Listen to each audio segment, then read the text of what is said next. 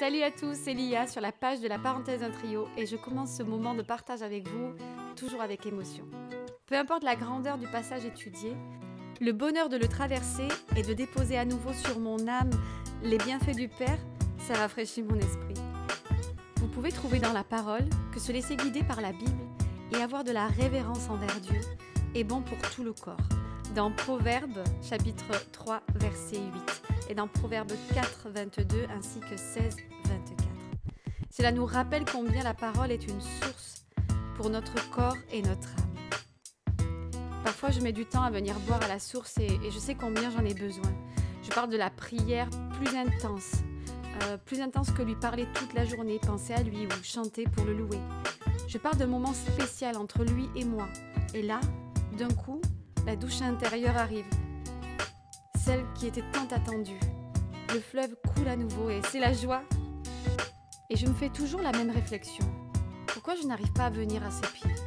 Et même pire, quand je venais et que je restais les épaules chargées de chagrin, de soucis, ne pouvant pas déposer, seulement me lamenter. Comment ce mouvement si complexe se fait à l'intérieur par la grâce de Dieu? Je n'ai pas la clé. Ne comprenant pas toujours lorsqu'on me dit de lâcher prise, mais ok, moi je veux, seulement le déclic ne se fait pas. Et puis il arrive toujours un jour où je suis surprise par le Créateur. Il appuie sur le bouton, celui que je ne peux pas atteindre, et il fait comme une remise à zéro. Il remet à niveau les choses en moi et je me sens soulagée. Nous sommes tous pareils, il y a un temps pour tout et le chagrin en fait partie. Le doute aussi, sans en être submergé, noyé. Et le meilleur, ce sont ces moments où tu sens que bien que tu n'aies pas réussi avant, bien que tu l'aies désiré, il vient quand il le veut lui. Et c'est bon, c'est tellement bon. Et gloire à Dieu, je viens de vivre un de ces moments. Les derniers jours m'avaient un peu épuisée et surtout l'attente de voir des changements. Cela peut être douloureux. Je veux garder la joie dans mon cœur. Dieu s'est penché sur moi et ça vaut tout ce qu'il y a sur la terre ainsi que le prix de nos souffrances. Mon cœur chérit le jour où je serai enfin pleinement et entièrement avec lui.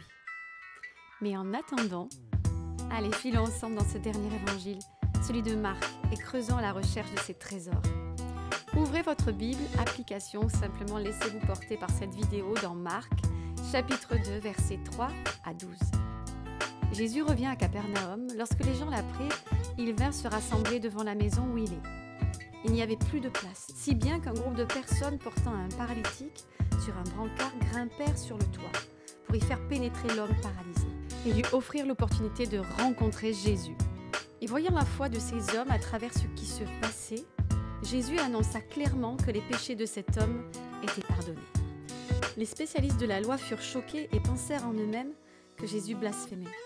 Jésus connut immédiatement dans son esprit leurs pensées et les mit devant leur faux raisonnement en leur montrant qu'il pouvait réellement faire tout ce qu'il disait.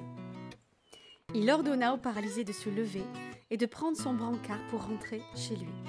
Jésus précise qu'il est le Fils de l'homme, soulignant l'authenticité de son humanité, mais attestant également de sa divinité absolue, dans l'accomplissement visible de sa parole. Tous étaient dans l'étonnement et célébraient la gloire de Dieu. Nous avons déjà abordé ce passage et nous en avons dégagé certains aspects. Mais aujourd'hui, que nous révèle-t-il? De quoi le Seigneur veut nous parler? Vous pouvez prendre un moment de prière pour le lui demander également, car il parlera à votre cœur dans votre vie personnelle. La parole est une eau vive, claire et pure, qui se renouvelle chaque jour. Je vous encourage à mettre la vidéo sur pause et de lui demander que le Saint-Esprit vous guide. Il est un bon conseiller. Si nous reprenons un peu le texte, il est question à un moment donné de Jésus, voyant la foi des amis du paralytique. Mais cette foi, en quoi consiste-t-elle? Dans notre texte, il n'est nulle part question d'un sentiment.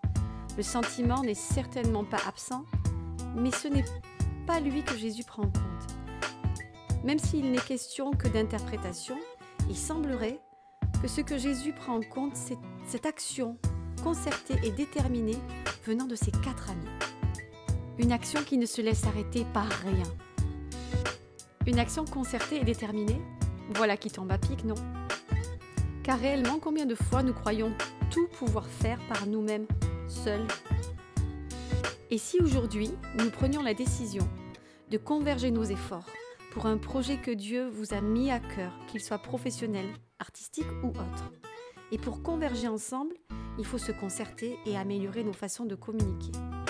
Et trouver les bonnes personnes pour intégrer votre projet. Tout cela bien sûr avec l'aide de la prière. C'est difficile de travailler avec d'autres personnes, mais on doit pourtant y parvenir, surtout lorsqu'il s'agit de frères et sœurs en Christ. N'avons-nous pas le Saint-Esprit pour venir à bout de tout ? C'est aussi se mettre au bénéfice des grâces que d'autres ont reçues, donner un sens à leur existence parfois et réaliser que l'on peut être porté par d'autres, et mis sous la pluie rafraîchissante sans même avoir fait tout le travail pour y parvenir. Notons aussi un détail sur l'action de ces hommes. Ils sont là uniquement pour cette personne paralysée, alors qu'ils se trouvent eux aussi devant le roi des rois. Ils ont peut-être des problèmes, des besoins, mais il n'est dit nulle part qu'ils ont parlé à Jésus d'eux-mêmes. Non, ils ont fait tous ces efforts pour un autre qu'eux. C'est un témoignage d'altruisme, de dévouement et un encouragement à dépasser son propre intérêt. La lumière n'a pas été mise par hasard sur ce trait de caractère chez ces hommes. Mais cette leçon est bien difficile à appliquer plus que quelques fois dans nos vies. Et le modèle parfait pour ne pas la perdre de vue, c'est le sacrifice de Dieu le Père et Christ à la croix, mort pour nos péchés et nous sauver, au travers de son sang versé par amour.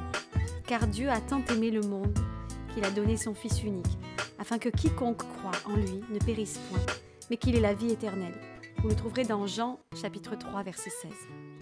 Cela implique aussi d'apprendre à partager la victoire avec Dieu premièrement, mais également avec les gens qui nous entourent.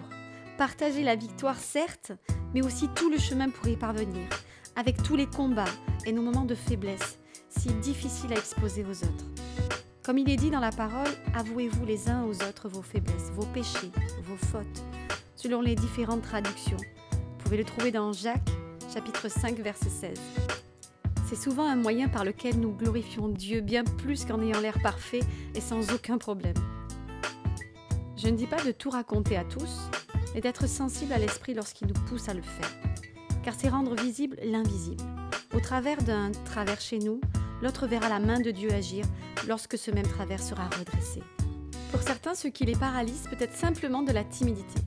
Alors oui, il y a le verset qui nous enseigne que Dieu nous donne un esprit de force et non de timidité, dans Jean 14, verset 1, et 2 Timothée, chapitre 1, verset 7. Mais il est important aussi que ces personnes puissent entrer en relation avec d'autres et recevoir des conseils, même si elles ne se sentent pas capables de se lever et d'ouvrir la bouche. Car les encouragements, les prières et le soutien des autres vont faire partie intégrante de cette entreprise. Même si ce n'est pas quelque chose de palpable comme une vidéo, un objet ou ouvrir son propre business, cela reste un projet, une entreprise. Oui, se dépasser dans les domaines difficiles pour nous est également un projet dans lequel d'autres peuvent être associés. Mais il faut le vouloir et en parler. Vouloir glorifier Dieu implique de lui laisser libre accès pour réaliser ce genre de choses aussi. Quel est le projet que tu as mis sur pause, car tu ne vois pas comment faire pour le réaliser? Quel est ce blocage que tu ne parviens pas à faire sauter en toi? Parle avec tes amis ou ton pasteur pour mettre en place une stratégie de bonnes habitudes. Fais ta part et prie pour que Dieu agisse puissamment pour ce que tu ne peux pas faire toi-même. Gloire à Dieu, je prie qu'il vous pousse à réaliser tout cela et qu'il en reçoive encore plus de merci papa. En effet, il est digne de louange et fidèle. Merci de m'avoir accompagné dans ce moment que j'espère agréable pour vous. Et n'oubliez pas de partager, de communiquer sur cette vidéo et lâcher un petit pouce, ça fait toujours plaisir. Je n'arrive pas à réaliser que cette étude touche bientôt à son terme. Waouh, ça me semblait tellement difficile de parvenir à la réaliser dans son entièreté, en comptant toute la partie montage vidéo, enregistrement et autres. Mais je suis vraiment heureuse de l'avoir vécu et de l'avoir vécu avec vous, ceux qui m'ont soutenue et ceux qui ont visionné simplement les vidéos, espérant que ça vous a été utile même un peu. Soyez bénis!